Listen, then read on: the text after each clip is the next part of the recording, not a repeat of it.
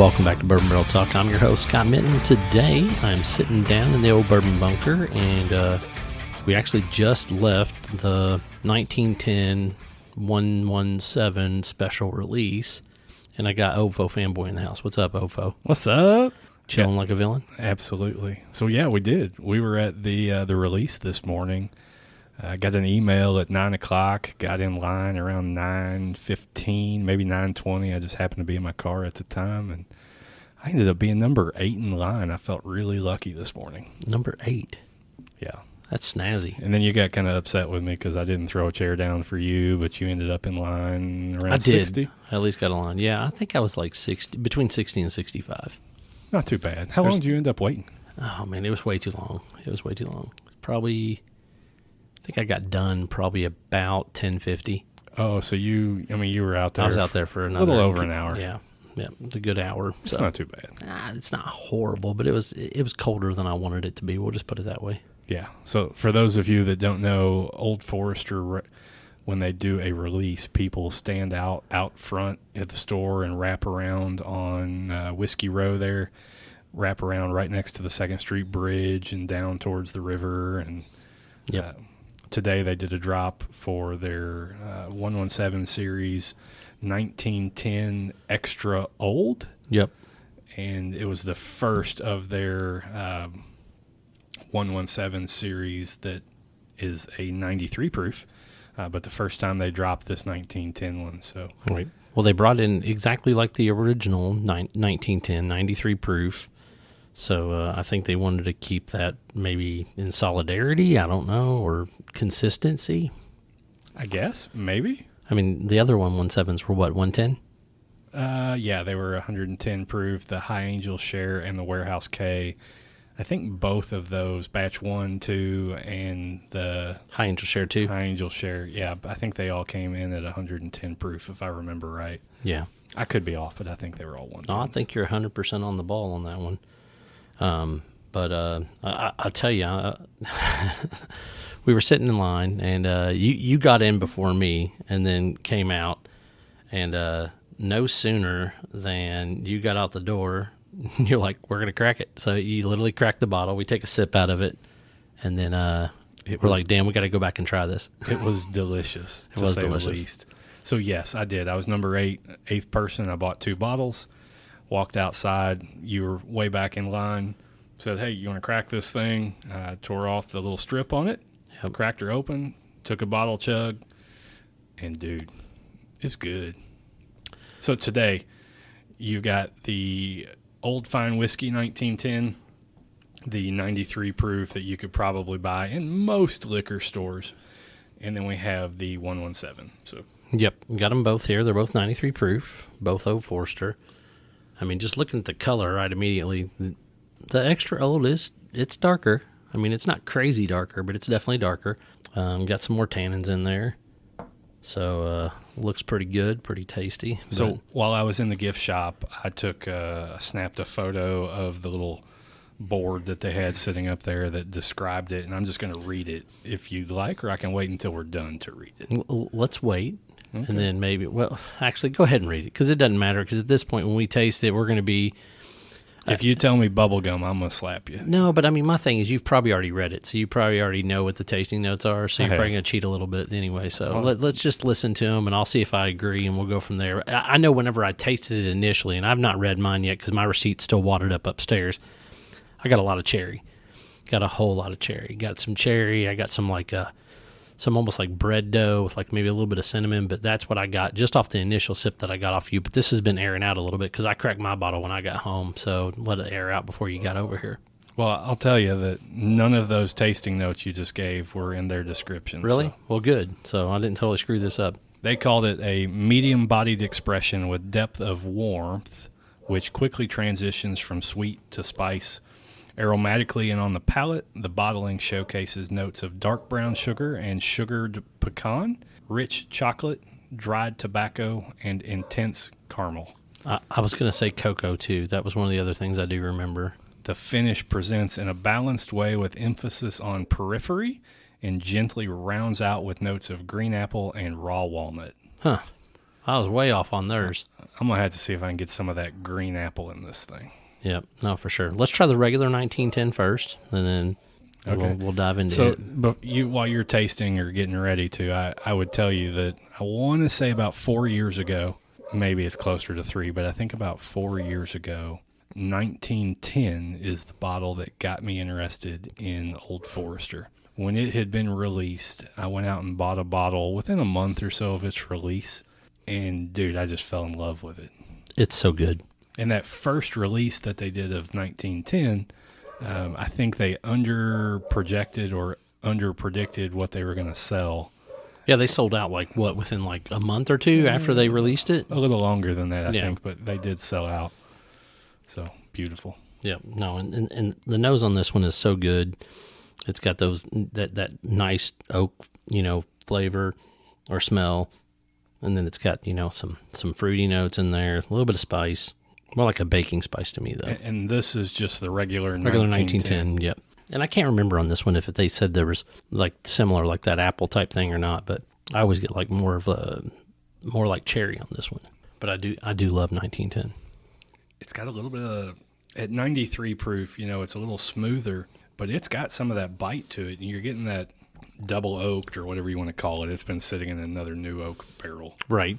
Well, also, this is the neck pour, right? It's not breathed any, and I know some people say that shit's superstition, and some people are like, oh, no, it's really true. You got to really let it air out. I'm a firm believer that bottles do open up the more oxygen they get. They oxidize. 100%. The nose on this thing, to me, though, it is traditional Old Forester in the nose.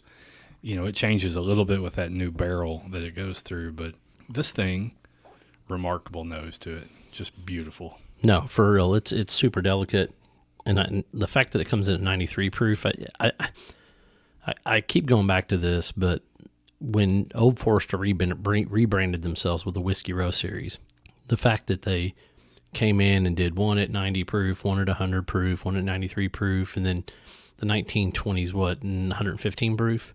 Yes, I think so. They just did a really good job of rebranding themselves and blending them all at a different ratio than what their current stuff was, and I feel like it just hit, all of them hit different. They're just really, really good. The nose on this thing is so sweet. It's got fruit forward in it, just very, almost like a honey sweetness to it in the nose. Yeah, 100%. At least that's what I think I'm getting. And it's a great pour. It really is. I was hoping you were going to say blueberries or something really crazy like that today. No. Somebody keeps telling me that you say things smell like blueberries. I said I cannot stand it when people say I got blueberries on that, because I don't get it. I've never gotten blueberries. I guess it's like Toby saying you really called everything viscousy. Yeah, viscousy. Yeah, but never used that word until just now. But it's funny. All right, so you like the 1910? 1910 is delicious. It's a staple in my basement. Matter of fact, this one was a brand new bottle. I just opened it because I was getting ready to make a batch of 1915. So, but I just found out my bottle that I'd put back was not good. So you were going to blend a 1910 and a 1920. Yep. And they say that comes out as a remarkable blend to it. I still haven't. I blended one a year ago and never opened it. You've never opened it? No. We got to try it. It's probably time. It is definitely time. All right, 1910. So you'll have to tell me how this compares. Compares to the 10:15 a.m. On the sidewalk chug, if you can pick out the difference to it. Very similar nose. Yeah, the nose is similar. It is a little sweeter though. Now that it's been airing out a little bit, you get a little bit of almost like a honey or a maple syrup or brown sugary. So I was picking up on honey on the original 1910, and this one, it's a little different nose, but not much different. And I think if I understand right, this is an older aged 1910, meaning it stayed in the barrel, the second barrel longer. Is that right? I think they stayed in there for 18 months. Which is a lot longer than typical for the double oaked aging. Yeah, I think they're in there usually 6 to 10 months or something like that for the original 1910. So we should expect this to be really oaky. It didn't taste super oaky, but it definitely had some additional, what I would call earthy tones. Like I got a little bit of leather, a little bit of oak, whenever we sipped it originally. But oh man, it's very fruit forward and almost smooth and caramelly. I would say dark cherry and smooth caramel or something. Yeah, I would get that. Some caramel, definitely. You say caramel, I say caramel. That's right. Do you spell it the same way? I still get the cherries. Yes, I do spell it with the additional A that I'm supposed to pronounce, but I never do. Caramel. I get the brown sugar, after hearing the note, but it's really subtle. I mean, it's almost like a toasted brown sugar. There's a distinct difference between the two pours here. Very good. I mean, it's a smooth pour. I guess at 93 proof, it's going to come in as a fairly easy drinker any way you look at it. Yeah, no, 100%. I'm not even going to add water to this, even though I should for science purposes. A little bit of water opens up 1910 differently, but we didn't drop any in there. Yeah, and from what I remember from 1910 and watering it down, it actually opens up more of the rye, and I don't really necessarily care for that. But, you're going danger in, man. You're getting the water going, laying a couple of slugs in there. A couple little drops, not enough to matter, but a couple little drops, proportionally not much at all. I'm going to go back to the original 1910. All right, you're going to make me do it now. I'm not making you do anything. It's your choice. So the 117 series today was $49.99. Yep. Plus tax. So I think I left at $100. It was like $107 or something. Right under $106 with tax. I think 6% tax in Kentucky. Yeah. So 375 milliliter bottle. So half the size of an original. Lots of people in line. We saw roughly 150 people in line today. The first 100 got bottles. Yep. All right, you put some water in there. What do you think? So the original 1910, just like I said, it brings in some of that rye and a little bit more of the oak. You lose a little bit of the fruitiness. You get a lot more fruit on the nose, but you lose it on the taste. Oh, my gosh. I just nosed this thing, and it's like caramel bomb, and it could even be caramel apple. Yeah, that's what I was going to say. It's more like a caramel apple or like a Dutch apple pie. It's got the caramel baked on top with the little crusty stuff. Such a sweet nose. It just a few little drops of water, not enough to really matter, and it opens that nose up like crazy. But on the palate, you'll notice almost immediately a lot more of that rye comes through. You get a little bit of the leather, a little bit more of the tannins off that double oak, and then you lose a lot of the fruit. It was really good with a couple of drops, Scott. You liked it better? It was really good. I'm better neat. I'm going to try the 117 with a couple of drops. Couple 117 with a couple of drops. All right. Does it change the nose on you? The nose actually seems pretty much the same. I would agree. The nose doesn't change as much as the original does. The original, though, it was like just a caramel bomb all over in your nose there. All right, chug it. Just like chugging a bottle. So I will say I don't really quite recall what it tasted like this morning with the bottle chug versus right now, because it was really cold outside and the warmth just kind of filled you up. Oh, that's delicious. With just a couple of drops. Man, I don't know. I might actually prefer that one with a drop or two. Mainly reason because it does pull just a hair of the oak out, and it brings forward some more of that sweetness. Ooh, pretty smooth. Yep. I mean, I wouldn't say it changed much in it for me, but it may have just calmed a little bit of that bite, that rye down, which normally I don't see. Yeah. And like I said, I think it's probably even less the rye than it is more the wood, because it was a little bit more of that woody, oaky flavor that kind of was in that mid palate to your finish. Ooh, it's got a long finish too. Yep. Just going all the way down. Yep. And it's still staying just right above the collarbone, but, And maybe that's my acid reflux that's going all the way down. I can't Could be. tell. I don't know. Did you drink a bunch this week? No, it's been a rather calm week. You've been a good week. You've been a good boy. That's right. You've been off work, so you've not been drinking that much. That's right. That's right. Crazy how work makes you do crazy stuff. You know what? This was the first Old Forester release I had been to, I want to say, since the one you and I went to where we ended up getting tickets, which may have been the original 117 release. Where we camped out, sat on the side of the 2nd Street Bridge there for like 8 hours. Yes. And then we went and got breakfast at Biscuit Belly. Yep. That's good breakfast. That is a solid breakfast. I think that's when it was. Yep. I think that's the last time I went to an Old Forester We need release. to go to Doc Crow's and try their new breakfast. They said they got the big, 4.6 ounce biscuits or something. You know what? This morning would have been an excellent time to do that. It would have. I didn't have time this morning, though. I wasn't thinking about it, even though I'm always thinking about breakfast. I wasn't thinking about it this morning. 100%. Breakfast is always tasty. I have been intermittent fasting though, so I've not eaten before noon in like 3 days. I have not been doing that, which is weird. I've been intermittently eating all day. Is that the same thing? It is. It's very much the same thing. It's just the opposite of the same thing. If I eat all day, then I can burn the calories throughout the whole day, right? You know, there are lots of people that have that theory. There's lots of people that have the theory that you're supposed to eat tons and tons and tons of small meals that are, you know, super small, calorie nutrient dense. Oh, I missed the part about the small meals. I was just eating big meals all day. Yeah, you were just eating like 5 like regular size meals every day. That's right. That's right. Nothing wrong with that. Scott, what do you think? Do you like the 117 version? Yeah, I do. I really do. And I'll be honest with you, I've not been disappointed by 117 yet. I will say of the 4 that I've had, because there's Angel Share 1, Angel Share 2, Warehouse K, and 117. Warehouse K is still my least favorite. You're not a K-tater? No, listen, K was still delicious. It's just it's not as good as either one of the Angel Shares, and I don't think it's as good as this one. Okay. I mean, that's just if I was going to rank them, I'd probably go. Man, that's going to be really hard. At some point, we need to set them side by side, but it won't be a fair comparison when you got 3 110 proofs and 193 proof. They're just going to be different. Well, it just depends. I mean, depending on the order you drank them in, you may not be able to.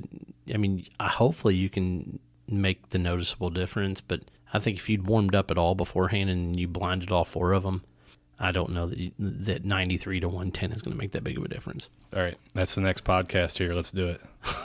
Blind them all. Blind them all. All good. I thought it was a great bottle. I was excited this morning when I popped the email up. Actually, my wife texted me a screenshot of the email because I made her sign up for Old Forester with a chance to buy something right a couple months ago. So I'm in the car rider line doing the kid drop off. She texted me this, and I'm like, oh, yeah. Gotta go.